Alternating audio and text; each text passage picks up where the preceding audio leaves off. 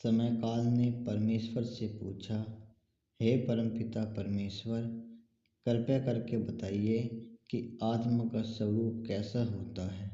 परमेश्वर बोले, है समय काल, आत्मा का स्वरूप यदि जानना है तो सबसे पहले आपको आत्मा के बारे में जानना होगा। है समय काल, आत्मा वो दिव्य प्रकाश है जिसका निर्माण मेरी इच्छा और मेरे अंश से हुआ है। जब मैं किसी आत्मा का निर्माण करता हूँ तो उसके ऊपर कोई भी किसी भी कर्म फल का कोई भी अधिकार नहीं होता है, और फिर मैं उस आत्मा को एक सद्गुणों वाला शरीर देकर इस संसार में भेजता हूँ ताकि वो मेरे नाम का विस्तार करे, मेरे बारे में भटके इंसानों को समझाए। लेकिन संसार में जाने के बाद बहुत कम ऐसी आत्मा होती हैं जो मेरे इस नियम का पालन करती हैं। अधिकतर आत्मा इस संसार की चंचलता में मगन होकर मुझे भूल जाती हैं।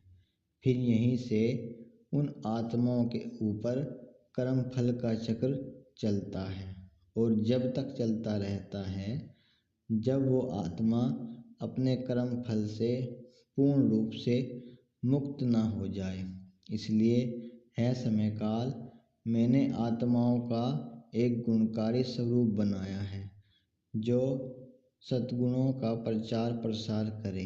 लेकिन जब आत्मा संसार के मोह में पड़कर मुझे भूलकर अपने और गुण का प्रचार करती है, अपने आप को महान बताती है, तभी कर्मफल का चक्र चलना शुरू हो जाता है।